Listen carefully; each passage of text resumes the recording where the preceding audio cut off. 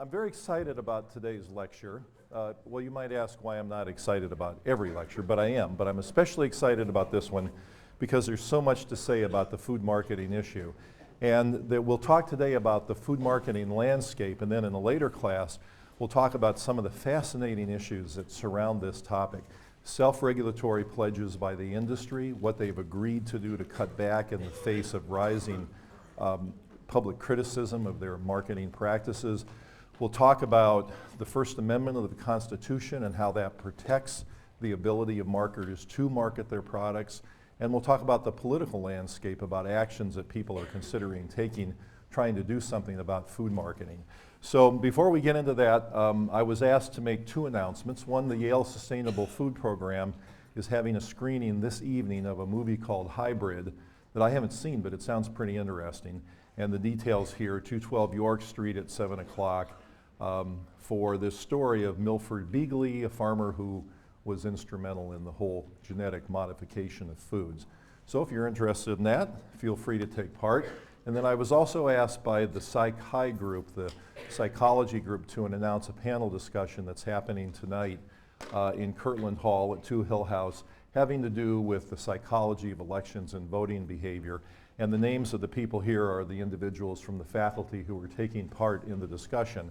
And I wish I didn't have a commitment tonight, because that would actually be fun to go to. And these people who are speaking come at this issue from a variety of different angles: political science, psychology, economics, and the like. So I'll begin today, given where we are in the season, to wish you a happy Halloween. And the Halloween theme will come through in the comedy clip that I'm going to show at the end. It's probably the best comedy clip of the whole year, and it's a Lewis Black comedy clip having to do with Halloween. So I urge you to stay for that. And to show you how with it I am in terms of the seasonal relevance of what we're doing, I thought I would show this. Food-related themes for pets dressed up for Halloween. Okay, so let's talk about food marketing. I'm going to begin with showing you a clip. This is an advertisement that General Mills has put out that I believe is still running, having to do with their cereals. And I'm going to show you the clip, and then I'd just like to get your reactions to this.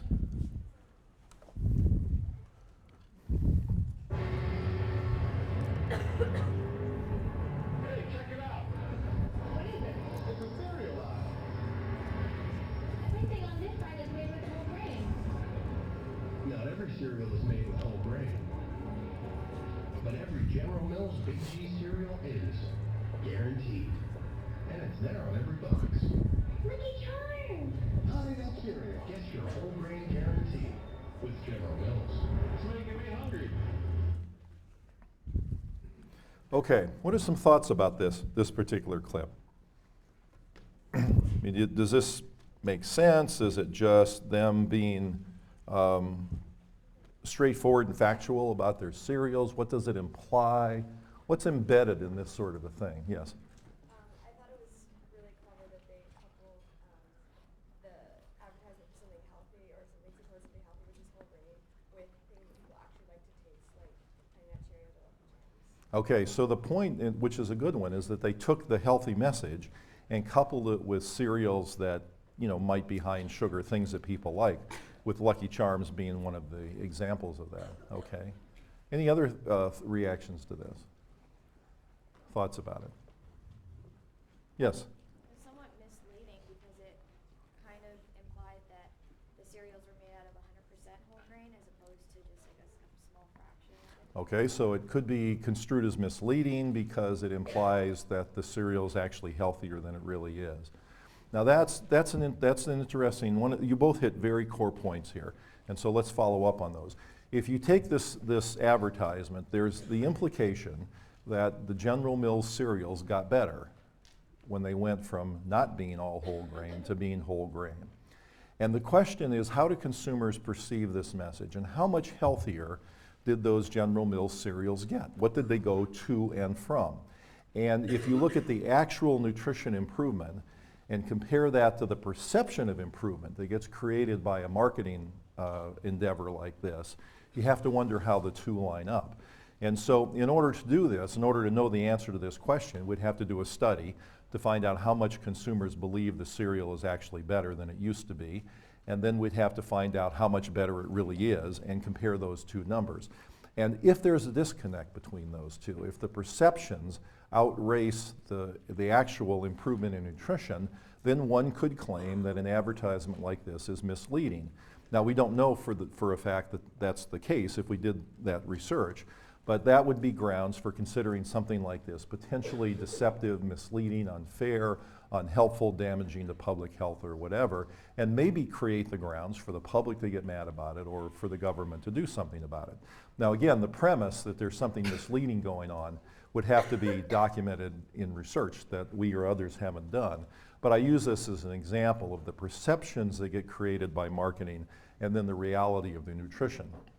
So here are the whole grain cereals, and as you can see, this is almost as large a font on these boxes as the size of the name of the cereal itself.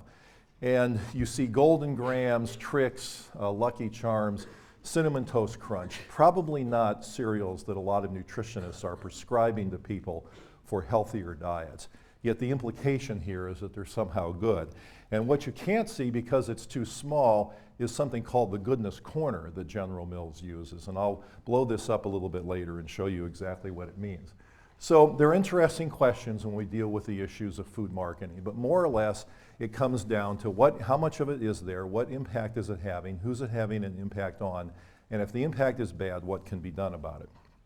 So we're going to play a little game to see how much you guys know about food marketing. And what I'd like to do is get 3 volunteers from this side of the room and 3 volunteers for this side of the room. And I'm just going to show you icons from marketing, and then see which group of 3 people can get it the quickest. So it probably makes sense for people from the U.S. to do this because this is more U.S. oriented than what people might see otherwise. So how about 3 volunteers from here and 3 from here? Just raise your hands. Okay, come on up. Okay, come on up, you 2. How about a 3rd from over here? Come on, okay, you got it. You come up. If we don't get a volunteer, I'm going to pick people. Okay, so we've got the all-female team over here. Who can volunteer from this side? This is a fun thing to do. Okay, come on, yes, and you. And one more. Okay, come on up. Thank you guys for volunteering. All right, so here's what we're going to do. I'm going to show you a series of images on the slide, and I want you to shout out loudly so we can tell which team is doing it most quickly. Shout out what product or what company that image is from, okay?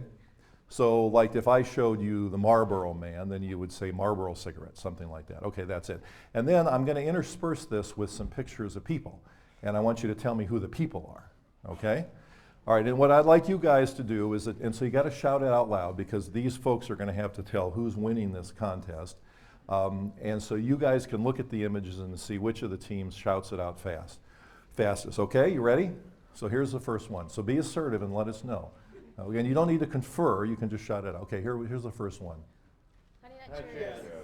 Okay, I think they got it over here. Honey Nut Cheerios, that's number 1, correct. Pretty fast response. With Flintstones. Okay, well that's who they are, but. Pebble cereal. Okay, vitamins is right, but this is food, so the cereals, we got it right over here. Okay, so you guys are ahead 2-0 from the way I count. Okay, so Fruity Pebbles or Cocoa Pebbles or those things, okay. Trix. Now that was pretty close. What do you think, Ty? You think they got it? Okay, 2-1, great. You guys are right.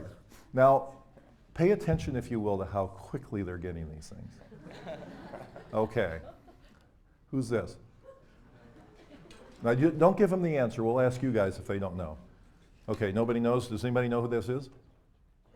Yeah, Michael Chertoff, the head of Homeland Security. Okay, here's the next image. Get ready. Pillsbury. Okay, who got it? I'd say there, okay. Okay, you're right, Pillsbury. Here's the next one. Yeah, okay. You guys are doing great. It's getting pretty close here. You're right, Count Chocula. Chocula, you got that one fast. No, it's not Golden Grams. Teddy Grahams. Yeah, there you got it. Golden Crisp. So somebody said it here and you guys got it right. So you're pretty close on that one. Okay, and who's this? You guys know? Anybody here know? About to move. Okay, excellent, excellent. Somebody in the audience got it. Secretary General of the United Nations. Okay, next. All right, you guys nailed that one, Frosted Flakes. Oh, and in a minute, I'm going to see who in the audience can do the best imitation of Tony the Tiger. Okay? Hamburglar. Okay, very good. Hamburglar, so that's McDonald's. I think you guys got that. I think you guys are ahead on this one, so you're doing pretty well. Do you think you guys can catch up? Yeah. Can you give 110%? Can you bring your A game? All right. Can you step it up a notch? Kool-Aid. Great, you did it. See, you came through. All right, you just needed the Vince Lombardi talk. All right, Kool-Aid was right on that. Who's this? Anybody know? Okay, somebody in the audience got it. Okay, Chancellor of Germany, Angela Merkel. All right, so notice how fast people are getting the food-related images compared to these things. Okay. Fruit Loops. I think you guys got that one. Excellent. Now we just got a few more, but you're doing great on these. Okay, that was a pretty close one. Rice Krispies. Lucky Charms. Okay, you guys got that one. Lucky Charms, excellent. And I think I've got one more, so you can get this the fastest. Captain Crunch. Okay, very good. You guys got Captain Crunch. And I've got one more person, so tell me who this is. You guys know? Okay, you got President Levin. But not as fast as you got Captain Crunch. So just remember this when it's time to have your degree handed to you by President Levin. I'm going to tell him that he got whooped by Captain Crunch. So what's interesting about this, of course, is how short the latency was between seeing the images and knowing what they're exposed to. And it's remarkable how fast you guys got these, but of course you're typical people from the United States who have been exposed to a barrage of this stuff over the life of your short lives so far already. So let's have a hand for the contestants here. Okay, so one of the images we showed was Tony the Tiger, and of course you know that they're great. So would anybody like to take a shot at doing the Tony the Tiger imitation? Last class, somebody nailed it unbelievably well. Anybody want to try? We've got a shy class this year. Okay, well, if anybody wants to step forward and do this later, we'll do it. But let's get moving along. One thing we did for the last time I taught this class in 2006 was give people a survey before the class on their knowledge and attitudes about food and related issues. And so one of the things we asked them in this survey, and unless there's something remarkably different about the 2006 class from you guys, then I would expect the results to be pretty similar had we asked you the same question. So we asked them, to what extent does food advertising affect others' food choices? And this will be as opposed to how much does it affect your food choices, of course. So here's what people said in terms of their feelings about how much food advertising affects other people. 50% of people said very much, and 42% said it affects people somewhat. So that's basically added up to about 100%. And there were some people that didn't respond and things like that, but you see there's not even a slice of the pie for not at all. And so the Yale students believe that food advertising affects others a lot. And of course, how could it be otherwise? The food industry is spending billions and billions of dollars to do this. They're not stupid. They wouldn't be spending the money if it didn't work. So this is probably pretty accurate if you could really go in and find out how much advertising did affect people. But what was interesting was we asked, to what extent does food advertising affect your food choices? And here we get a little bit different background, a little bit different breakdown, and it looks like this. Where you remember that 50% orange slice, in fact, I'll show you the two next to each other like this. And it's really quite a bit different. Now this becomes, and I don't think there's anything special about Yale students in this regard. I expect if we ask the general population, we get a similar background. Maybe the numbers would be a little bit different. But the fact is, people believe that advertising works and that it affects other people, but it doesn't affect them. Most everybody believes that. And if that's the case, it's one very strong social impediment for taking action to do something about food marketing if you believe it should be curtailed, restricted, regulated, or whatever. Because if people have that attribution, that I'm strong, I can resist it, but everybody else can't, then you can make the claim that, well, everybody else should be strong like me, and it's their fault if they're falling victim to advertising, so why should I do anything about it? So if you could calculate the number of people in the population that are affected by advertising, and then look from that to figure out how many people believe they're affected by advertising, you get this sort of disjunction in all likelihood. And that becomes very interesting. So marketing is a powerful, powerful force. It's having a strong impact on people, but people don't believe it's affecting them in particular. So what's at stake? A huge amount of money is at stake, and a lot of the diet is at stake here. And you can just look, now this is just advertising to children, and these numbers are incredibly large. But of course we lose sight of, big numbers are big numbers, and we don't pay attention necessarily to what they mean. But let's look at what this means for you as a typical person your age. By the time you graduated from high school, you will have seen 360,000 advertisements. 10,000 of those per year would have been for food. Per hour of TV, you would have seen 19 advertisements in total. 11 of them would be for food. And the percentage of those that would be for unhealthy foods come out to be 95%.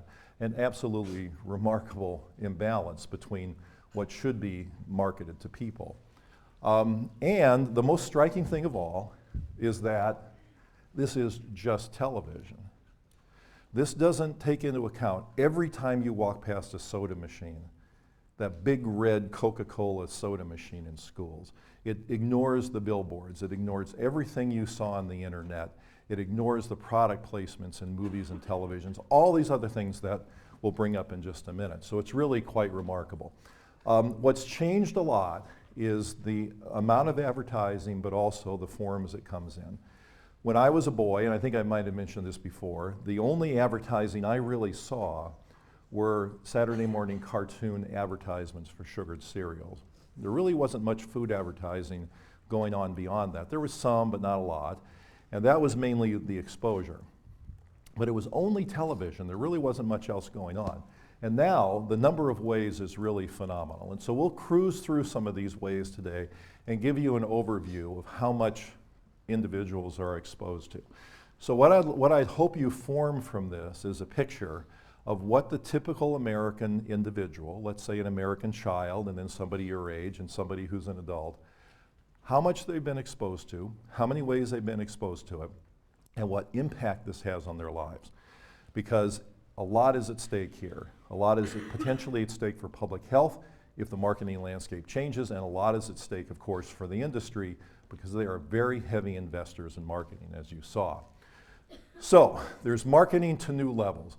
There's traditional marketing, like the television things that we're all used to, but there's a whole nother generation of marketing that's out there now that has been called these things: stealth, guerrilla, and viral marketing. And you probably heard some of these terms. Now, these are not terms that were developed by the nutrition advocacy communities who oppose marketing. These are terms generated by the industry itself, by the marketers, by the people who buy their services and things like that. And you can guess pretty much what the intent is from these words. But just stop to think for a moment about the morality of what these words mean. Do you want to be do you want to live in a culture, in a society, where people are marketing to you using guerrilla methods, using viral methods, using stealth methods? What is this? And sure, you guys are smart. You have some cognitive and intellectual resources to defend yourself against these things, although you're probably much less immune to it than you believe you are. But nonetheless, you have resources. But what about a child? And what if you're a parent? Do you want your children to be exposed to marketing techniques that the industry itself calls these things? And it raises some very interesting moral, legal, ethical kind of questions. So let's talk about the various ways. And I'm going to make some parallels with an industry that's well known to all of us and look at how similar some of the marketing methods are, between the food industry and this other industry too. So there's the development of original icons. So Tony the Tiger, all the ones that we showed you before are original icons. Tony the Tiger doesn't have any life outside of its association with that kind of a cereal. And Ronald McDonald, as you'll see, is one of the most widely recognized icons in the world. So these are very powerful. Now the parallel industry that did this same sort of thing would be the tobacco industry with things like the Marlboro Man. And the Marlboro Man became and still is a worldwide symbol of that particular product. And so there are some similarities in the way these industries have marketed things. But of course, it's not just food and tobacco. It's, lots of other things have original icons as well. There are so many examples of how marketing gets about, and this isn't a widely used form of marketing, but it's interesting. So you've got the kind of mobile marketing where you get this thing happening and you see the Kissmobile. And then of course, probably the most famous one of all, the Oscar Mayer thing. So that's another form of marketing, but it's not a big fraction of the overall marketing exposure.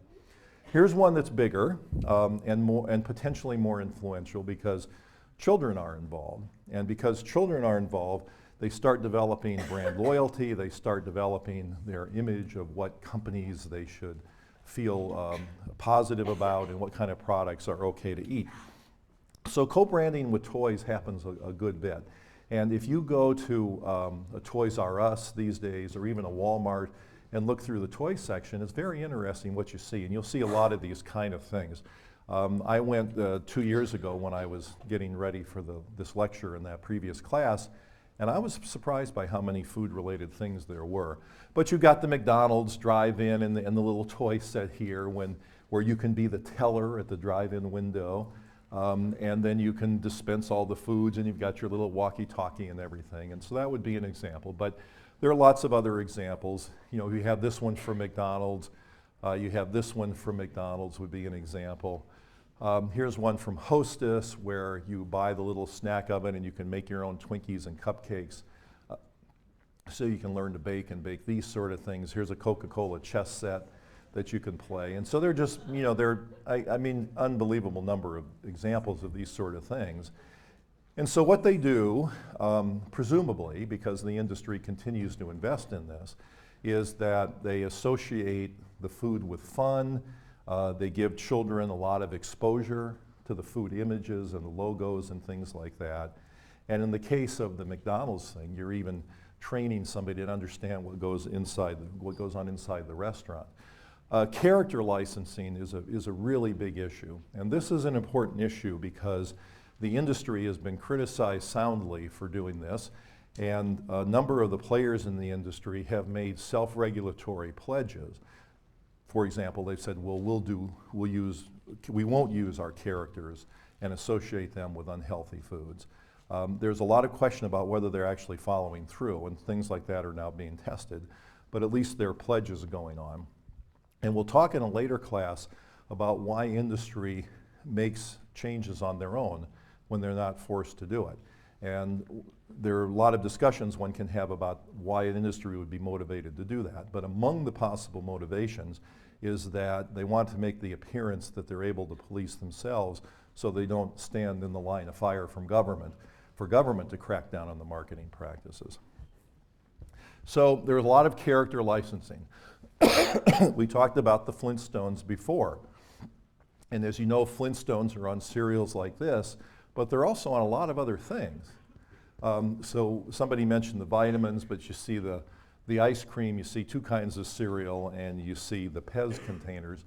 So the Flintstones are really everywhere, and they're remarkably powerful, and they've existed for years and years and years in this context. Now, something you may not know is that the Flintstones have a long history of being licensed to industries to associate characters with products. And this is not made up, this is for real. So here's Fred Flintstone back at a time when the Flintstones were being used to sell cigarettes. And these are similar images from that sort of thing. Now, you look at this and it appears absolutely shocking, doesn't it? I mean, you've got these images that are embedded in the American psyche, images where kids are very highly influenced. Kids love the Flintstones. and they see something like this, what does it do to them? And so this is the sort of thing that would generate outrage and shock and wouldn't be permitted. In fact, isn't permitted. Will there be a day when we'll have the similar view of the Flintstones associated with push-up ice cream, with sugared cereals and the like? Well, I can't predict the future, but there are some signs of this sort of public outrage beginning to mount around this kind of thing. And the character licensing becomes an important feature of that. But of course, there's a lot more going on than just the Flintstones. Here you see Shrek, you see Dora the Explorer, and you see Scooby-Doo. So let's see, when I was writing the Food Fight book, you guys may remember this from the section in Food Fight. When I was writing that book, I went with my daughter and a boy that she babysat for, and we became the surveillance team, and we went to a supermarket in Branford, the town where I lived, and we went to the supermarket just to spot every instance of a licensed character for some food, and we just made a list of it, and that's what we put down in the book. Well, our research team at the Rudd Center has gone back in subsequent years, 2 times, separated by a few years each, to see whether the landscape has really changed, and it hasn't very much. There's still approximately the same number of food products with licensed characters on them, and the food products are every bit as unhealthy as they were before. So the industry saying that we can clean up our house and we can regulate on ourselves is disputed by some people, and they're critical of the self-regulation and say that's an argument for government being involved. The industry says, oh no, we're really making progress. It's going to take some time, and we have these long-term contracts with the food vendors, between the food vendors and the people that own the copyrights for the licensed characters, and it's going to take some time for those contracts to expire, and that may be a legitimate argument. Only time will tell whether the self-regulatory pledges matter. But obviously, this is having an effect on food consumption. It's one of those things where you almost don't have to test it, although researchers, including us, will. But you almost don't have to, because you just say, why would the industry spend the money doing this if it's not working? Because they know, they're pretty smart about the use of their money. But that doesn't mean that we know exactly how much effect it has on people and how strong the effect on their diet and their health would be. SpongeBob is interesting, and I was talking to somebody from Nickelodeon, which owns SpongeBob. So this is several years back. I'm not sure if the number is still the same, but they said that they make $1 billion a year just from SpongeBob, the licensing of SpongeBob. Forget the show, and forget the advertising that happens during the show. This is just for the licensing of SpongeBob for various products, and you can see some examples of them here. So there's a lot of character licensing going on, and people come down in different places about this. Some people feel, well, it's sort of free enterprise, and the people who develop these characters, a company like Nickelodeon or Disney or Warner Brothers or whoever it is, has invested a lot. They've taken some risk in this, and they create a character that works and has some public visibility, that it's their perfect right to cash in on that and to use it in whatever way is going to benefit the company and its shareholders. And other people say, well, companies profiting and benefiting their shareholders is good, but only to the point where you're not damaging the public health. And when you get to that point, we're going to step in and do something about it. And people will come down in all places here. Some people say we shouldn't get involved. Other people say government should. Some people say industry self-regulation is enough, and other people say it doesn't. There are a lot of opinions on this, but this is the landscape. You may like it, you may not, but that's the landscape. Another interesting thing that the food industry does is associate foods with a lot of different things.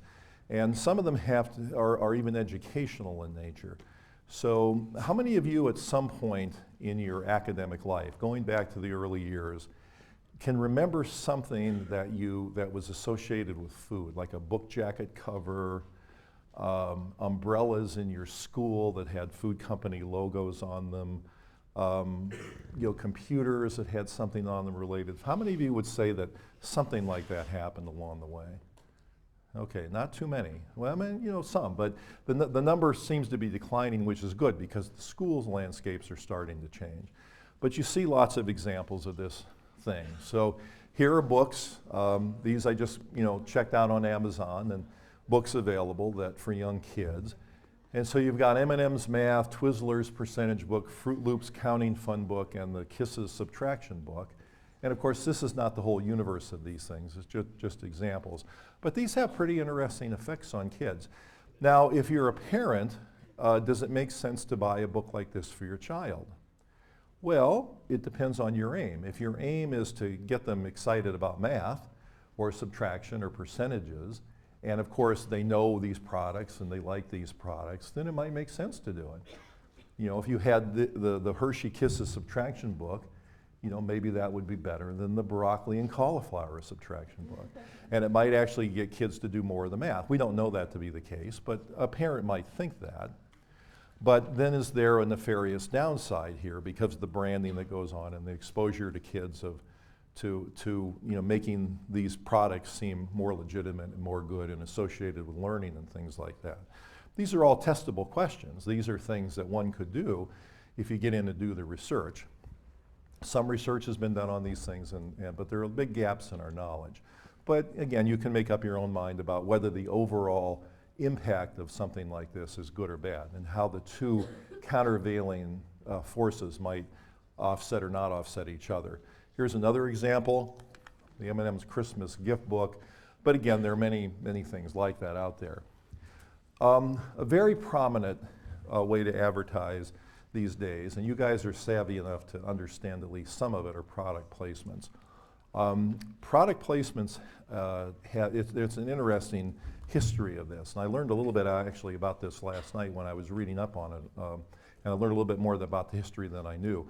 I thought that it was a pretty recent phenomenon, and going back maybe 30 years, but in fact it goes back even further than that. But there was only a little bit of it over the years, and then it exploded, and now it's at an all-time high, and product placements are occurring all over the place. But a little bit of the history looks like this. The first one that people believe occurred was within a movie called Wings in 1927, and Hershey was the product that was placed, paid, you know, there were payments presumably took place at that point, and the product got placed in the movie. And then you see the other examples there. And then the one that people cite as the most modern, the modern start of this with food, there were tobacco ones that occurred, and in fact still do occur in movies, where characters are paid, or the producers are paid to depict people smoking in movies. So, you know, it's interesting when you watch a movie, for example, and you see somebody smoking cigarettes, to stop and pause and say, well, is that something that they wrote into the script because it really needed to be there, or is somebody being paid to do that?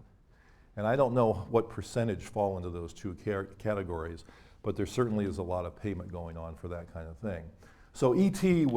has been cited as the first one to do food product placements in the modern era. And does anybody know what product that was? Reese's Pieces, that's exactly right. So that's a pretty blurry picture there, but it shows the E.T. character with the Reese's Pieces.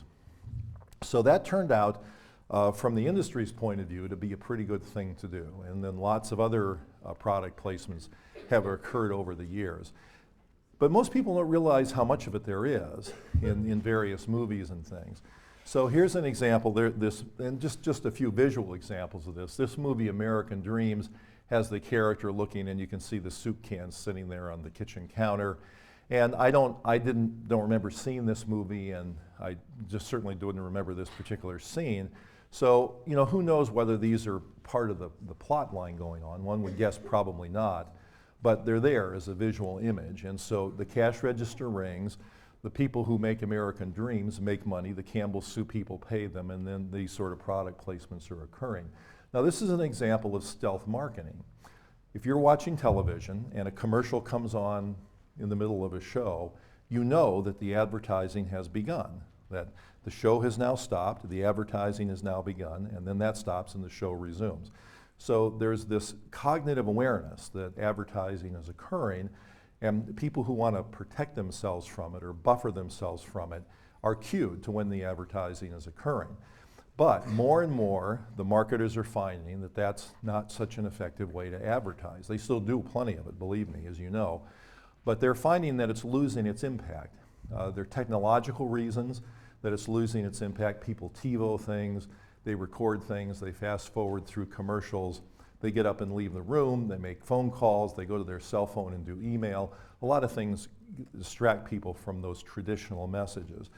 So what the marketers have found is to overcome that, you have to do things that where people can't escape the marketing image. They just can't get away from it if they're going to be exposed to that form of media. Plus, the natural defense that some people have that kicks in when you start seeing an advertisement. So you don't process this, of course, each time you see an ad, but the basic cognitive script inside somebody's head is, okay, advertising has begun. So let's say you're watching some documentary or something, and you say, okay, now at this moment I'm going to switch from watching this documentary, which is more or less objective information, and nobody's trying to sell me anything, to the advertisement where somebody does have commercial intent, they're trying to get me to buy their product, and I may listen to it, I may not, but at least you know that it's going on. But in this case, you don't necessarily know that it's going on. People are becoming a little more aware, but it's happening a lot, and you can't escape it unless you just don't watch the movie. And people who have less cognitive defense, children in particular, might be especially vulnerable to these kind of messages. Here you see the Tom Hanks movie with the Starbucks logo in the background. And so there are lots of examples of this kind of thing. There's some very prominent ones. Somebody did an analysis of this particular movie called The Forgotten. And down at the bottom are all the different product placements that occurred in this movie.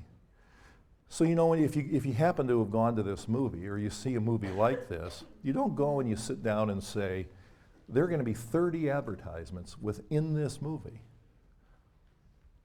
And I've got to be alert to them. I've got to watch for them. I've got to present some defense against them. You don't do that, of course. You just watch the movie. And in fact, if you knew all this was going on, it may hurt your enjoyment of the movie. But of all these different things that you see in here, so the movie makers cash in. They've got the movie, they make money from the movie, but they make money from all these people who are paying to have their images embedded in the movie. And then you can see the list of 5 food-related things. Yes? What kind of compensation do these companies get for advertising? It's a good question. How much compensation do they get? And I don't know. It'd be interesting to find that out. Like, what was the Coca-Cola exposure? It'd be interesting to go through this movie and find out exactly where Coca-Cola is in it, what kind of imagery was used, and how much got paid for that, and I just don't know.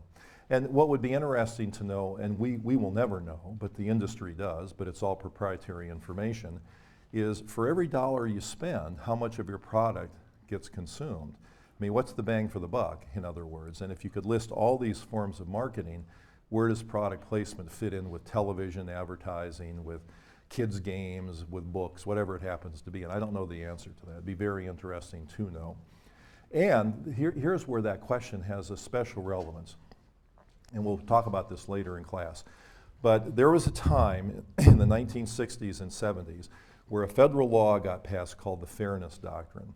And what it did was it demanded for the tobacco industry in particular and for the television industry that every time a tobacco ad was aired on television, there had, for every certain amount of that, there had to be equal time, excuse me, for anti-smoking messages. So the TV networks were required to air anti-smoking programs when they were doing tobacco advertisements. And in the beginning, what happened is that these anti-tobacco ones they were being shown during public service announcements at 3 a.m. in the morning, and the other stuff, of course, was being shown on prime time. But they became more and more prominent with time. And what the industry found is that for every dollar they were spending on marketing their products, they were getting burned because of the anti-tobacco message. So they were losing money doing this in terms of overall sales. So what did the tobacco industry do? Now, nobody knew this. The public health, except them. The public health community didn't know. Government officials didn't know. But the industry came in and did exactly what the food industry is doing now, saying, we'll police ourselves. We care about the health of our customers. I can show you some great quotes on that. We're deeply concerned with the welfare and the health and the well-being of our customers. And so we're going to voluntarily withdraw advertising on television. But what we need in return is a guarantee the government's not going to take away other forms of advertising. And so what they yielded on was a form of marketing that the public health community didn't know and the government officials didn't know was cost ineffective. They were losing money doing this. And they gave it away. as if it were a big public health maneuver. People celebrated this, even prominent people in public health, because at that time people thought television is the medium. And if they give in on that, that's a really big advance. But it turned out to not be the case, because in every dollar they took away from that form of marketing that was losing them money, they put into other forms of marketing that were getting more people to smoke.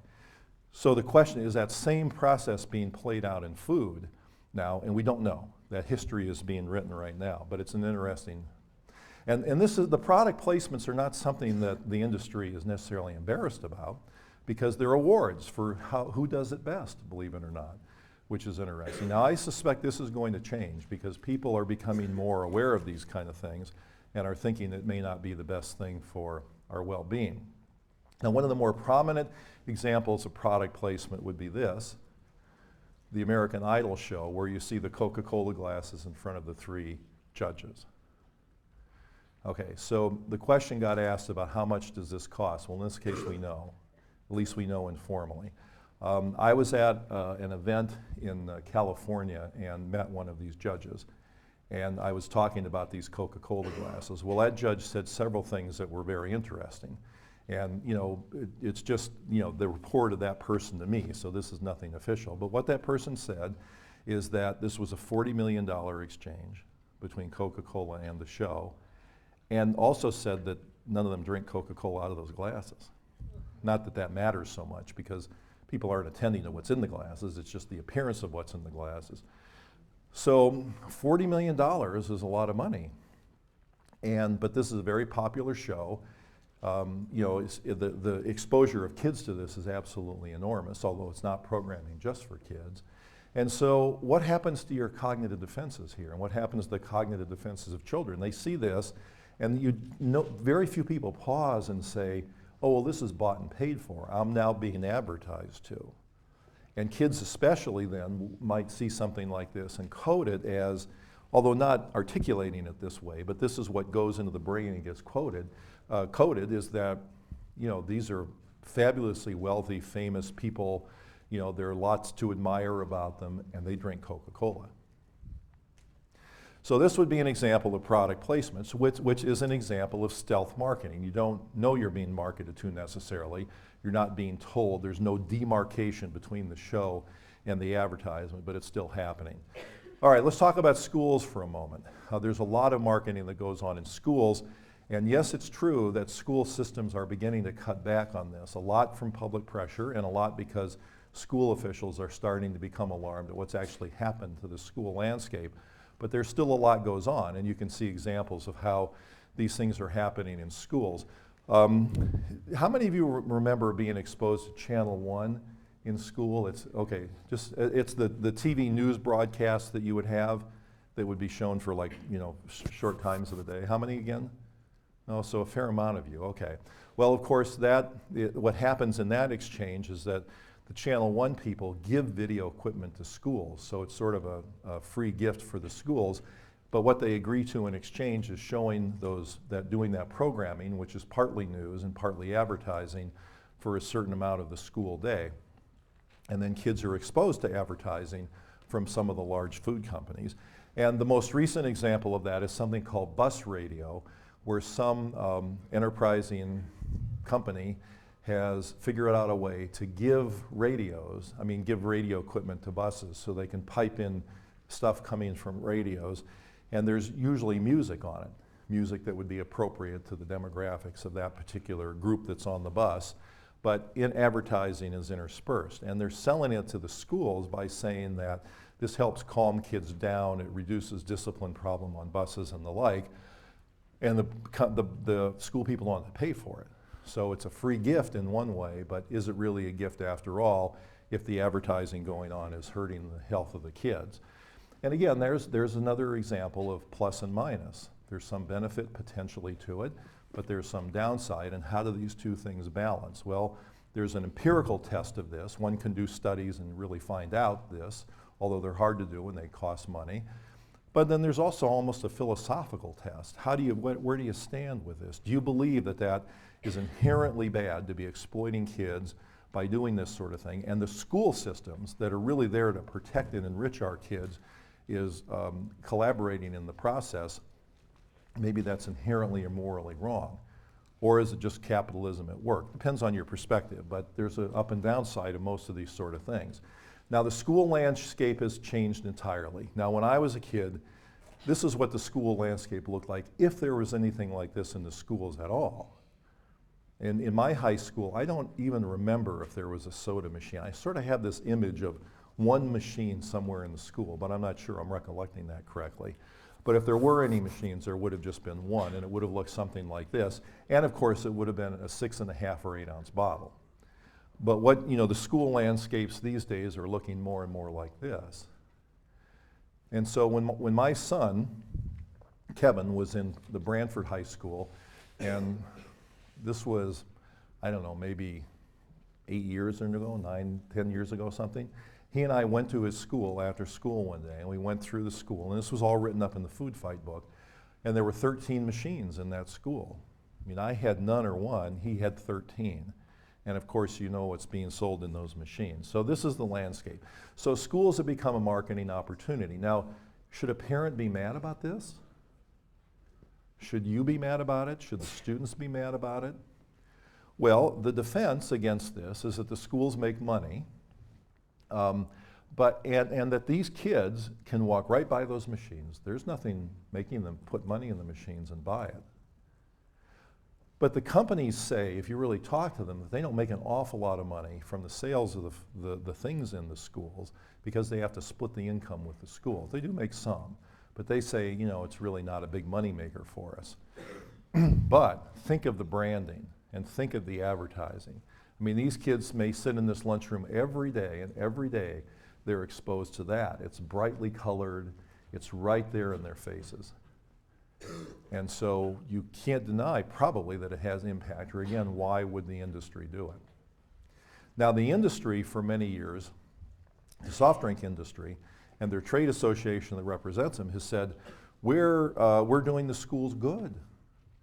Schools are profiting from this because it pays for the soccer uniforms, it pays for the band trip, it pays for the debate team and things like that. And to some extent that's true. But the industry has dressed it up as if they're helping support these things. Like the Coca-Cola company is writing a check to Branford High School for the band, let's say. But they're not doing that. The soft drink companies aren't putting the dollars into the machines. Those are the kids and the parents of the community who are paying money into the machines, and the soft drink industry takes a cut of it. So you could make the case that it's just like a tax on the people in the community, a voluntary tax, because people can choose whether to put money in the machine, but it's the members of the community who are paying ultimately for the band uniforms and the soccer trips and all those sort of things. But some of the money gets siphoned off to go to the industry, so overall it may not be a very effective way for the community to fund its education. So here would be an example of the scoreboard that was on the football field at Branford. And so, this all looks good. Coca-Cola supports the Branford Hornets. Well, one could reverse that and say the Branford Hornets support Coca-Cola, couldn't you? So it's interesting. My children were on swim teams, and at one swim meet that we went to, these were the chairs that they sat in. So you see these kind of things around a good bit. And it's really true that the schools have become a commercial opportunity. You see examples like this, Ronald McDonald in front of those enraptured children. And Ronald's probably not there saying you should eat chicken nuggets, may not ever say anything about McDonald's products themselves, but there's a clear association going on here. And the association of McDonald's in education settings, it happens a lot in the schools. In fact, almost every year the New Haven Register has a story about some school system where the teachers go and become counter clerks at McDonald's for an evening. And then people from the community, from the school are told about this. They come in, they get to see their teachers working behind the counter, and the school gets some money from it. But what's the overall impact? And here would be another example of that kind of thing. So the schools have become a commercial opportunity. Should they be? Should a public school become a place where some company that has nothing to do with education profits? And especially if there's some negative impact on our kids. And of course, everybody comes down on that. Now, one of the newest forms of marketing, as you can only imagine, is the internet. And some people have documented the presence of something that's called advergaming, which are games mainly for children that are really advertisements. And I'll show you some examples of these. Now again, the internet becomes interesting because there are questions about how much the parent actually knows about what kids are seeing on the internet and how much control they have over it. So to the extent they're getting a lot of negative messages about food, could have an effect. So here's an example of a website that I captured yesterday. So these are all current. So this is a Burger King one where kids go on and join the Club BK and play all these engaging games and things. And then within the games, there are products from the company, of course, as you might imagine. Here's an example of one called Postopia. You see that up here, that has all these different games that kids can play.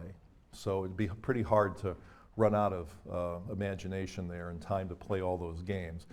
So those are for post-serials, as you might imagine. And I don't know if this is still current, but several years ago on the post-serial Postopia website, and some of the advertising they were doing was this thing for kids: eat cereal, save the world, and it has all the characters there.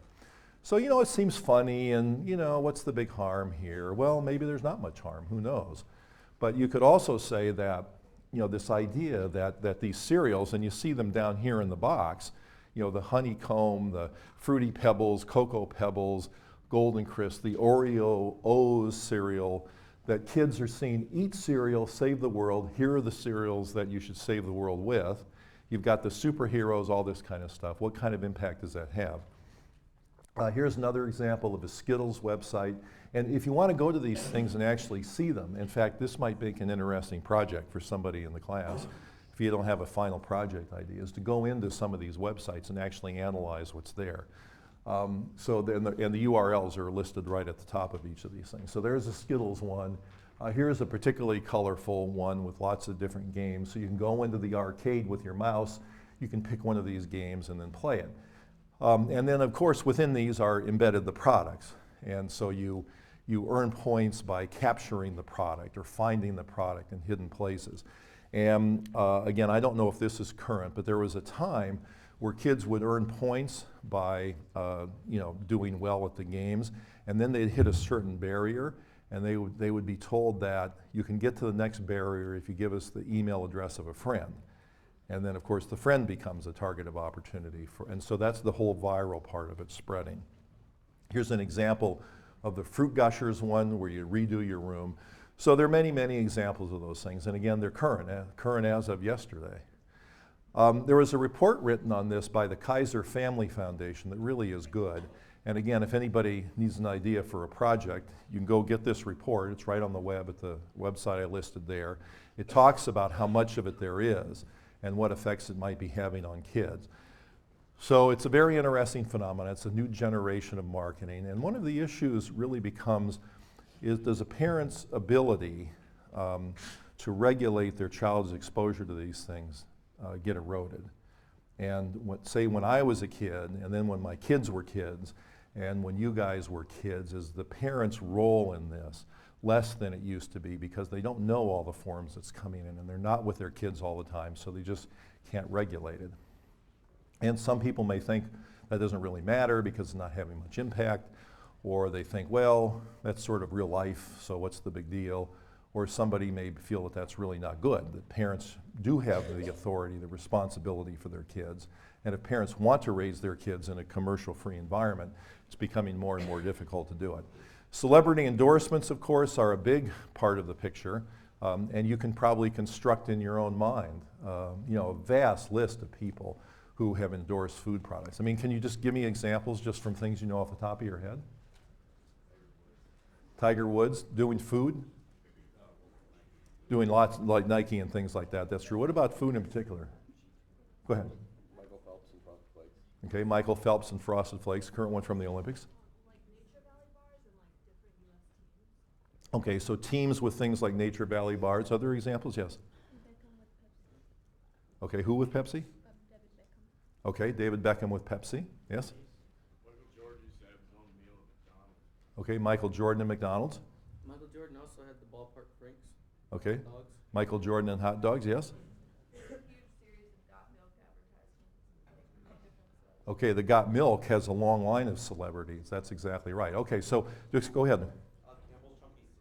Okay, Campbell's Chunky Soup with athletes, especially football players, yes? Kobe Bryant and Sprite.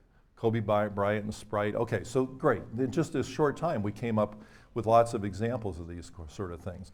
So my guess is that I don't know how much it costs to get Michael Jordan or Kobe Bryant or David Beckham to endorse your product, but my guess is it's probably not cheap, or else they wouldn't give their names away that way. But it's worth it to the companies, of course, because of the associations that people make, probably especially kids. This has a long history as well. So here's Ronald Reagan before he became president doing cigarettes. And there are many examples of this. So on the left you have Mrs. Humphrey Bogart, that at the time was Lauren Bacall. And so she talks about how great it is to do this sort of tobacco. And there you have doctors. More doctors smoke Camels than any other cigarettes. So, you know, these examples are interesting. And, you know, you say, well, that's the old times, and, you know, we would never put up with that now. Well, that's right, but how different is it from the food endorsements that are going on? You know, you can make up your own mind about that, but there are some people who say there are startling similarities between what happened with tobacco and what happened with food. And could it be? So today, if some popular celebrity endorsed cigarettes, I mean, let's just say Michael Jordan, Tiger Woods, Kobe Bryant, David Beckham, whoever it was, did a cigarette ad, and they were shown smoking cigarettes and saying, this is good for you, their public image would go down the toilet in a second. They would never do that. It would be a huge public relations liability. And the public would be outraged. My guess is that the league that represents them might even step in and take action because of the messages sent to the kids. But you see this sort of thing. So it's really quite remarkable. So here are just some of the examples with food. Here's a Pepsi one, and the Burger King with Shaquille O'Neal. Somebody mentioned Beckham, so you see that. And here you have Venus and Serena Williams doing McDonald's. So there are many examples of that. Now the sports sponsorships are very interesting as well. There's a history that goes back with this. So you've got the NASCAR Winston Cup Series is an example of something that's happened previously. Does anybody remember the first time that an industry got involved with sponsorship of women's sports? Okay, before your time. But it was a Virginia Slims tennis tour, women's tennis tour. And so there are lots of quotes back at that time from prominent women's tennis players saying, well, this is a huge advance for women's tennis because it brought up the amount of income they could make at tournaments. It made it more visible. There was a lot of positive things that happened from the athletic point of view for women's tennis. It really had a great impact on that from that point of view. But of course, it associated it with this particular brand of cigarettes. And there are lots of food examples now. So this year, the Fiesta Bowl was the national championship game. I forget who played and which year it was. But here you have a prominent sports sponsorship. You've got the race cars thing, so NASCAR is involved. And then this is the Pepsi Center in Denver, where the basketball and I believe the hockey teams play. So this is pretty prominent happening today, too. There's another form of advertising that's interesting about buying up space, I'll call it, where the advertisers are advertising in interesting ways. So here would be an example of that kind of thing, where they have people are paid to have this stuff put on their cars. Here would be another example, a non-food related one. But you know, somebody has the RV, a company can pay them potentially to have their RV becoming a mobile advertisement. And then there are companies, I actually know this because there's a person that I'm acquainted with who does this sort of thing, who's in business to do this kind of thing, to sell the sides of trucks, to broker deals between a truck company and the company, in this case Pizza Hut, to use the side of the truck to become a mobile advertiser. So you probably assume that if you see this truck on the highway that there are Pizza Hut things inside the truck, that it has something to do with the company, but that's not necessarily true. So what's happened with marketing, more or less, is that every moment of the day, every opportunity to expose you to messages is being exploited. Well, I mean, there are probably some that aren't being exploited, but will. But there are people test marketing everything now. Test marketing advertisements on a little flash screen above the urinals in restrooms. And I'll talk about some new frontiers as well, but there's potentially almost no time when you're safe from it if you consider the exposure to be not good. Packaging is interesting. Now here's an example I promised you of Cookie Crisp cereal, a General Mills cereal. And part of the packaging here is what you see in the top right-hand corner, this thing called the goodness corner, and I'll blow that up for you. So here's the goodness corner for Cookie Crisp cereal. So what happens here is General Mills creates its own set of symbols. They say, okay, we're going to define what's good for you and what's not. We're going to set our own standards for what it means to be low in sugar, or low in fat, or low in salt, or whatever. And then we're going to take our own self-designed symbols and apply them to our own products. So the consumer sees this kind of thing, and what do they make of it? Well, we don't know. But the obvious intent here is to make something like Cookie Crisp cereal seem like a good thing. And in this case, you have the 12 vitamins and minerals. Well, let's break down each of these three symbols. By the way, General Mills has a whole bunch of symbols. I don't know how many, but it might be 10 or 12 symbols that you can apply to cereal. And the definitions they use and the number of potential symbols one can apply means that there's probably no food ever made in the history of humankind that doesn't qualify for at least some symbol. And they even have one that says energy. It's a symbol that says energy. Well, you may remember from earlier classes what energy means. It means calories. So it has calories. But it's in the goodness corner. So what does that mean?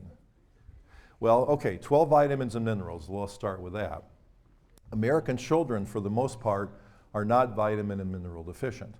And if they were, is this the medium in which you'd like to see the vitamins and minerals delivered? Well, probably not.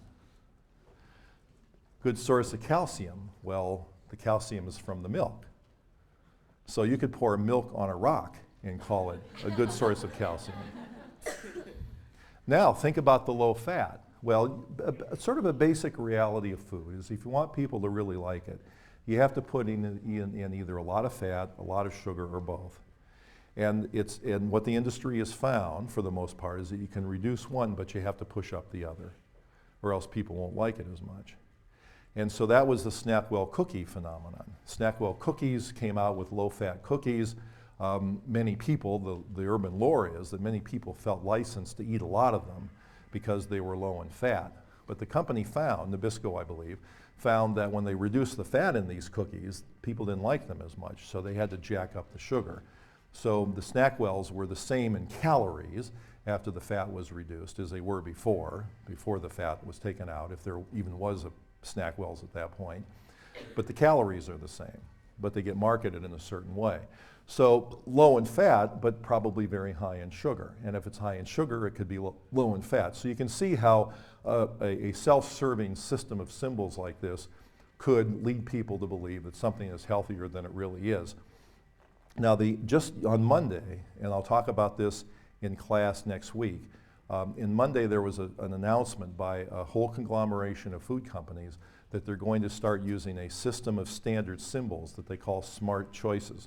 So we'll walk through what that means and why the industry would do that. Is it good for nutrition or bad? So we'll talk through that. Now, interestingly, on the side of the Cookie Crisp cereal, when I took this picture, was an endorsement by the American Heart Association that this is somehow good for you.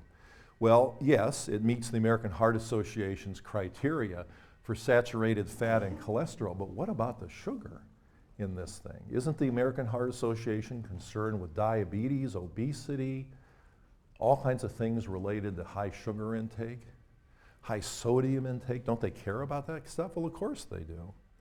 So you have to ask, what would compel the American Heart Association to lend its credibility and its resources and things like that for the sale of Cookie Crisp cereal? Well, I can't read their minds, but certainly money changes hands in a transaction like that. So it's interesting, if you're the food industry, it's interesting who you can buy. You can buy Kobe Bryant, you can buy Michael Jordan, you can buy Beckham, you can buy the Williams sisters, you can buy them. Maybe they're not all for sale, but at least some of them are, and I don't know if all those stars would still do it, but at least at one point they did. you can buy the American Heart Association. Now that might be critical of the American Heart Association, and they may object to this characterization that they're just being bought off. They might view it as, well, we're trying to teach people what's good to eat and stuff like that. But a lot of people would say this is not good to eat. So my guess is if you took all the nutritionists that are engaged with the American Heart Association, one and another, and said, should we be eating more or less of Cookie Crisp cereal, what do you think they'd say? And then you get this kind of thing going on. So it's interesting. The industry will change the name of things. So Sugar Frosted Flakes changed name to Frosted Flakes, so the sugar gets lost. Super Sugar Crisp becomes called Golden Crisp, so they lose sugar in the name as well. Not necessarily the products are changed, just the name. Here was an interesting one, Honey Bunches of Oats. There was a time many years ago when I agreed to serve on a one-time expert committee for Post cereals. And I don't do any of this stuff anymore, but it was pretty interesting at the time. So we went to their headquarters. It was General Foods at that time, one of the biggest food companies in the US, if not the biggest. And this was in White Plains, New York. So we went to their headquarters. They told us about all the things they were doing, and they were really eager for us to try a brand new cereal. And so we had to sign a form that said we wouldn't tell anybody about this brand new cereal. We wouldn't go tell Kellogg's about this new cereal. And they had people in white coats bring in these bowls with some of the new cereal, and they poured milk on them, and they wanted us to try it. Well, it turned out to be Honey Bunches of Oats, and it was, tasted pretty good. And then they showed us some of the marketing that they were going to do. And I think as I recall, the marketing they did were two prominent comedian-type people. It was Harvey Korman and Tim Conway were going to be marketing the cereal, so we saw that. And then some, because it was a bunch of nutrition people. I was the only non-certified nutritionist there. But I wondered what was in this cereal. And so I started to ask, because it looked to me from my naked, naive eye that there wasn't a lot of oats in it. And so I said, what's in it? And so they said, well, what's the first ingredient? And they said what it was, corn or whatever. And I said, what's the second most common ingredient? Well, it's wheat or rice or something. And I said, well, are we going to get to oats here sometime? And oats was number 4. And so the ingredient list is this: corn, whole wheat, sugar, and rolled oats. So this is actually, oats is the 4th ingredient, not the 1st. And one could call this more appropriately Honey Bunches of Sugar, because there's more sugar in it than there is oats, according to the food label. Now I asked them, why do you call it Honey Bunches of Oats? Their response was, consumers have told us that they like oats. Well, what's the morality of that kind of thing? There's this interesting thing occurring. I don't know if any of you have noticed this, but you may remember that in the very first class, for those of you who were here, the Burger King ad that I showed you, that was, we are man, and it was for the Texas Double Whopper. And they're not the only example of this, where there's this sort of idea that nobody should tell us what to do. We're men, and we should eat a lot of food. And so the Burger King one, I won't show it to you again today because of time, because most of you probably remember it, but there was a very strong message in here that no sissies are going to tell us what to do with our eating. We're going to eat the Texas Double Whopper if we want it, and that's what men deserve, and we can do whatever we want. But there are lots of other examples of that too. If I can reverse here, this Hungry Man breakfast here that I'll talk about in a later class is an example of that. And then there's this Taco Bell one that I think is pretty recent, that is the Big Bell box. And if you look up on the left-hand corner, packed with all your favorites, it's the meal that's made for men. And then notice the low cost, only $4.99. Okay, let's look at the advertisement for this.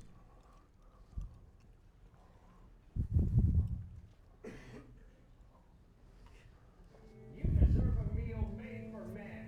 Enter Taco Bell's Big Box Meal. A bean burrito, crunchy taco, cinnamon twist, a large drink, and featuring the Bacon Club chalupa. Eat like a man. Well, eat like a man. Well, how should a man eat? Now let's do a little, oops, I gotta wait to get this out of here. Let's do a little nutrient breakdown of this particular meal. So we'll look at fat, sodium, and calories. Okay, here's the first item that's in it. The Burrito Supreme, the Crunch Wrap Supreme, the Cinnamon Twist, and the Mountain Dew Baja Blast. So here's the amount of fat and calories, and let's compare this to what the total, add up the total numbers that you see here and the daily recommendation. So the government standards say that we should eat no more than 65 grams of fat a day, and here's how much fat is in that single meal. Not for the whole day, just that meal. And then calories, 1,980 calories. The recommended total for the day is 2,000. And let's look at the sodium numbers. Now most people don't know what recommended sodium levels are, but if you add all these things up, it's 4,210. Daily recommendation is 1,500 milligrams of sodium per day. But eat like a man. And then there are some things that are really almost beyond imagining. So here's a little quiz. Here are two people whose names you probably wouldn't recognize, but were in the news at one point. I'd like to see a show of hands about which of these things you think is true. Okay, so wanting to cash in as Jared did, they contacted Subway claiming that eating their subs had increased IQ by 30 points in the case of Fisher and landed a modeling contract in the case of Smith, set a world team record for eating Hostess Ding Dongs, were paid to have company logos tattooed on their faces, were married and had twins they named Twinkie and Dorito. How many of you believe A is the right answer? How many B? How many C? And how many D? Interesting. C and D take the day.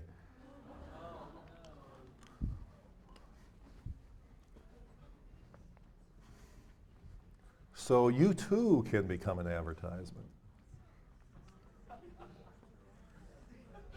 Yes? You know, I don't know how much they were paid. It might have been in the news accounts, but I just don't remember. Here's another example of something that really strains the imagination. Functioning 8-ounce baby bottles with soft drink company logos on them. There are new frontiers with marketing. So for example, one is the cell phone. So it will soon be the case, because cell phones, most modern ones, have a GPS built into them, that when you power up the cell phone, there's a computer somewhere that knows where you are in space. And what the plan is to start beaming people advertisements specific to their location. So tens of millions of kids every afternoon get off school and power up a cell phone. And a computer knows where they are. So how far away are we from your cell phone having something like this?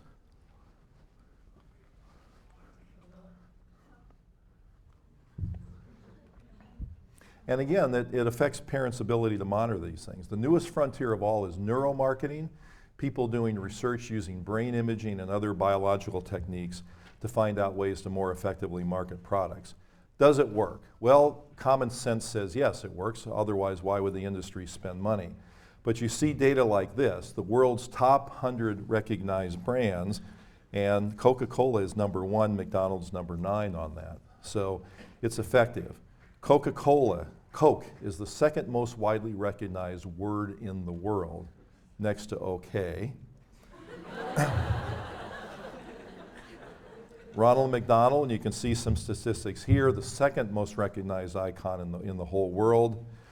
It was introduced in 1963, and what a little fact some people don't know is that the first Ronald McDonald was weatherman Willard Scott inside the costume. There are authoritative reports on food marketing, and we can give you the resources for each of these. But we looked at these reports to see how many said that there was not awareness of intent of marketing for kids, that it affected food preferences, beliefs, purchase requests, and assumptions, and you basically see everything being filled in there. So it is known from science now that food marketing has this kind of an impact. It really affects kids. And so in a later class, we'll talk about how all these things come together. I mean, if you add up all the scientific literature, and I have to do it in 8 seconds, it would be something like this, that food marketing appears to be happening in very large amounts in ways that parents don't have knowledge over, can control, and is having a highly negative impact on kids. So what can be done, and this is what we're going to be talking about in the politics class.